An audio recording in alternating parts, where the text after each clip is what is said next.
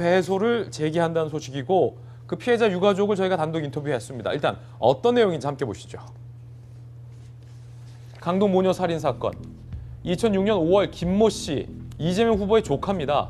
이별을 통보한 전 여자친구와 그의 어머니를 수십 차례 흉기로 찔러서 살해한 굉장히 잔혹한 살인 사건의 살인범이 바로 이재명 후보의 조카 김모 씨였습니다. 그런데 그때 이재명 변호사가 1, 2심을 변호하면서 살인범 조카를 심신미약이다라며 가명을 주장한 바 있어서 논란이 됐었죠. 그런데 이에 대한 해명 과정에서 이재명 후보가 제1가 중 1인이 데이트 폭력 중범죄를 저질렀다 라며 이 살인 사건을 데이트 폭력 중범죄로 표현을 해서 수많은 논란이 일었고 이재명 후보가 재차 사과한 바 있습니다. 자, 그 살인 사건의 유족 A씨가 데이트 폭력이라 지칭해 정신적 고통을 받았다. 15년 전 악몽을 떠올려 지옥 같은 삶을 다시 살도록 하는 인격살인을 자행했다 라며 어제 이재명 후보를 상대로 1억 원의 손해배상을 청구했습니다. 그 유가족의 단독 인터뷰 내용 들어보시죠. 기억적으로 처음에는 하여튼 나갔던 해치라고 칼 가지고 달려들었거든. 그 문 부시고 들어가서 개혁적인 살인이 이게 네 데이트 폭력입니까? 연락도 없었고 뭐 잘못했다는 얘기도 없고 그런 걸 한 적이 없어요. 그 시집갈라야 되는데 한이 맺혀서 죽을 때까지 우리 머릿속에 남는 거죠. 데이트 폭력 아니라는 거니 이게 개혁적인 살인이라는 것만 알아준다면 더 이상 뭐 바랄 거 없죠. 딸과 아내를 잃은 유족의 인터뷰 내용이었습니다. 이건 데이트 폭력이 아니라 계획적인 살인이었다. 나도 죽을 뻔했다. 그런데 이 사건 이후로 이재명 후보가 단 한 번도 미안하다고 사과를 한 적이 없다. 직접적으로. 라며 1억 원의 손해배상을 청구했는데 정혁진 변호사님 법률적으로 이거 어떤 것에 대한 손해배상 청구인가요? 그러면? 그러니까 흉악범에 의한 계획적 연쇄 살인과 거기에다가 살인 미수까지 있었거든요. 그런 것들을 어떤 사람이 마치 연인 간의 데이트 중에 있었던 우발적인 그러한 그 폭력으로 바꿔버렸다는 거죠. 그걸로 인해 가지고 정신적인 피해를 입었으니까 거기에 대해서 손해배상 청구를 하라는 건데 정신적 손해배상 청구를 위자료라고 하는 거거든요. 그래서 위자료 청구를 하는 거죠. 이게 2차 피해다 해가지고. 그런데 제가 이게 법원에서 과연 저 청구에 대해서 얼마만큼 배상을 인정을 해줄 것인가 여기에 대해서는 사실은 좀 의문은 들어요. 하지만은 제 생각에는 이재명 변호사는 그 당시 사건에 있어서 단순한 변호사가 아니고 외삼촌이었잖아요.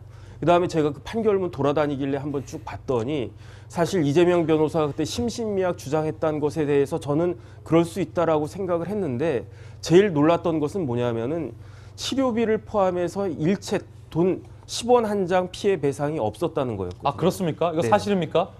판결문에 그렇게 나와 있더라고요. 예. 그러니까 그냥 뭐 배째라 뭐 그런데 저 아버지 입장도 생각해 보세요. 그 아버지가 자기를 먼저 공격하길래 5층에서 뛰어내려 가지고 3급 장애를 받았다는 거거든요. 그런데 제가 만약에 저분 입장이라고 한다면 그때 내가 차라리 사고를 당한 게 낫지. 왜냐하면 방문 부시고 들어가 가지고 자기 딸과 아내가 처참하게 죽은 모습을 봤을 거 아니겠습니까? 이재명 후보가 사과한다고 하셨으니까 사과했을 때 제가 예컨대 김병민 대변인 한 대 딱 때려놓고 아 미안해 그 말로만 이렇게 하면 그게 사과입니까? 그 표현을 해야죠. 그러면 오히려 더 잘 됐다라는 생각이 드는 게 저런 그 피해자의 그 손해배상 청구를 겸허한 마음으로 수용하면서 제가 부족하지만 외삼촌의 입장도 있고 하니까 1억 원이라도 제가 지금 늦게지만 배상해 드리겠습니다. 이렇게 말씀하시는 것이 저분의 그 마음을 정말 찢어진 마음을 사는 게 아니었을 거 아니에요. 그걸 조금이라도 위로해주고 위자해주는 그러한 효과가 있지 않을까 하는 그런 생각이 들어서 저분의 청구에 적극적으로 임해주시는 것이 좋겠다는 생각입니다. 자, 이 논란을 두고서 사실은 이재명 후보 측에서는 변호사로서의 당위성에 대해서 강조를 하는 의견이 있습니다. 반면에 이 지점에 대해서 공격을 하는 야당의 입장에서는 아무리 변호사지만 그럴 수는 없다라는 것과 함께 변호사로서의 이재명 후보의 태도뿐 아니라 외삼촌으로서의 진정어린 사과는 왜 없었냐 않느냐라는, 왜냐하면 이재명 후보가 가족으로서 어쩔 수 없이 변호를 했다고 했기 때문에 그럼 가족으로서 왜 사과를 하지 않느냐라는 부분에 있어서 비판을 하고 있는 지점이 있습니다. 자, 김병미 대변인 어떻게 보십니까? 판단은 국민 여러분들께서 이 방송을 시청하고 또 지난 기간 이재명 후보가 보여줬던 이 조카 살인 사건에 대한 변호 문제, 그리고 그 내용을 대처하고 있는 상황들을 지켜보면서 다 국민 여러분들께서 지켜보시리라고 생각합니다. 조금 전에 봤지만 데이트 폭력 중범죄라고 애써 변명하는 듯이 얘기했던 내용이 이 오랜 시간이 지나고 있었던 그 아버지에게 다시 한번 씻을 수 없는 상처를 줬다는 것 아니겠습니까?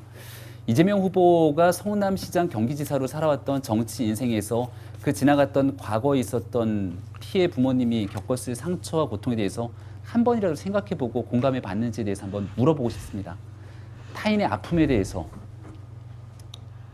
그 심각한 고통에 대해서 조금이라도 공감하지 못하는 사람이 있다면 대한민국 국가를 이끄는 지도자로서 국민의 아픔과 상처를 과연 공감할 수 있는지 저는 이재명 후보에게 꼭 좀 물어보고 싶습니다.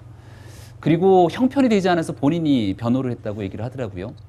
살인사건에 대해서 형편이 되지 않아서 변호를 받는 것이 아니라 이 내용에 대해서 형편이 되지 않으면 국선 변호를 비롯해서 국가로부터 조력을 받을 수 있는 내용이 있음에도 불구하고 본인이 직접 나서서 심신미약 등을 주장했던 내용들을 국민분들께서 지켜보면서 정말 황당하고 어떻게 이런 일들이 일어날 수 있었을까에 대한 고민들을 할 수밖에 없었던 상황일 겁니다. 더군다나 과거에 이런 끔찍한 살인사건이 났을 때 심신미약 등에 대한 관련된 내용들에 대해서 또 이재명 후보가 정치인으로 나서서 비난했던 모습을 보면 이재명 후보가 가지고 있는 진심이라는 건 도대체 무엇일까, 이런 생각을 하지 않을 수가 없습니다. 저는 이제 대통령 선거가 불과 89일밖에 남지 않았기 때문에 지금 와서 이재명 후보가 어떤 얘기를 하든지 간에 그 내용은 선거에 영향을 미치기 위한 본인의 선거운동밖에 되지는 않을 겁니다. 정말 진정성 있게 큰 고통을 받으셨던 분에게 본인의 진정성을 받아서 사과하고 거기에 대한 본인의 마음을 표현할 수 있는 그 시기는 이미 이재명 후보에게 다 지나쳤다고 생각합니다. 자, 김병미 대변인의 의견이었습니다. 김영주 의원님, 이재명 후보 측의 입장에서 생각을 해보면 당시 이재명 후보도 어쩔 수 없이 변호를 맡았다라고 항변하고 있잖아요.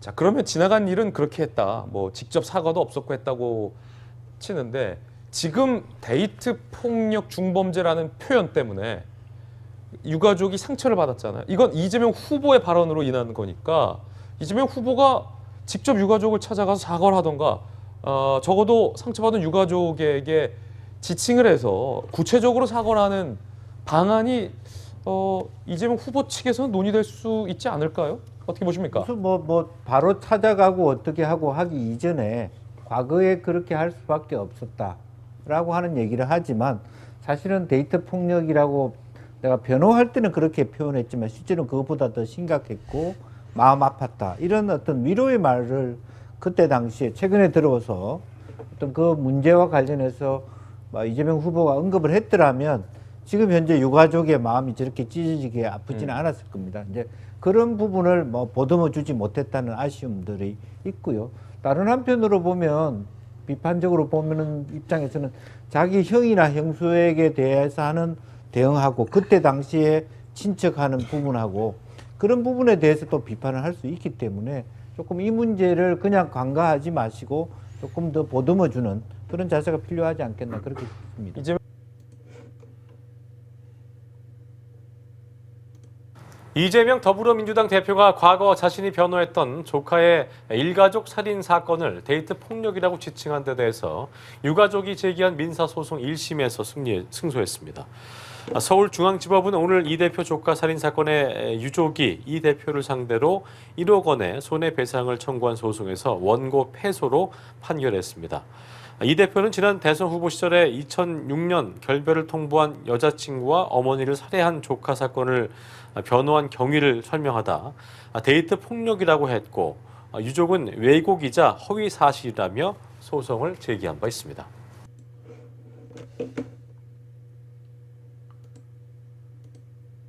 뉴스였습니다. 이재명 민주당 대표의 경기지사 시절 초대 비서실장이었던 전모 씨가 자택에서 숨진 채 발견됐습니다. 네, 전 씨는 이 대표를 오랜 기간 보좌했던 인물로 유서에는 이 대표에게 정치를 내려놓으라는 내용이 담긴 것으로 전해졌습니다. 박재현 기자입니다.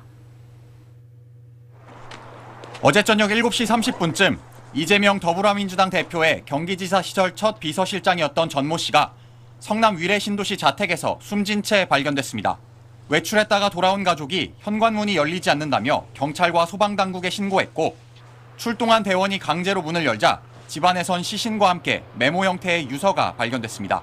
이재명이 친구에서 왔다 그렇게만 해요. 근데 동호수만 확실하고.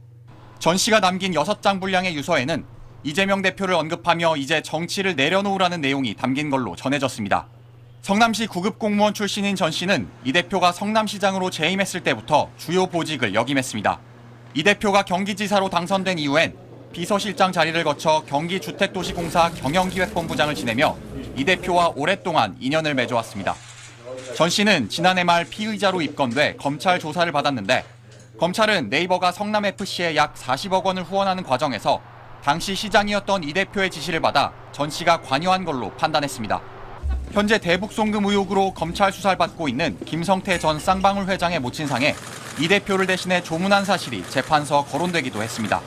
이 대표 주변 인물이 극단적 선택을 한 사례는 대장동 의혹과 관련해 2021년 성남도시개발공사 유한기 전 본부장과 김문기 전 처장 등 이번이 4번째입니다. SBS 박재현입니다. 대표의 여러 의혹과 관련해서 숨진 사람이 벌써 5명입니다. 그중 4명은 극단적인 선택을 했습니다. 여당은 이 모든 일에 섬뜩한 죽음의 그림자가 보인다고 했습니다. 최민식 기자가 그간 이 대표 주변에서 어떤 비극들이 벌어졌는지 다시 돌아봤습니다. 이재명 대표에 대한 수사가 진행되던 2021년 12월 대장동 사건의 핵심 인물이었던 유한기 전 성남도시개발공사 본부장이 극단적 선택을 했습니다.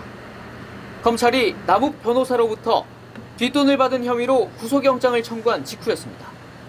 대선 후보였던 이 대표는 과거 동료의 죽음에 무심한 반응을 냈다가 논란이 됐습니다.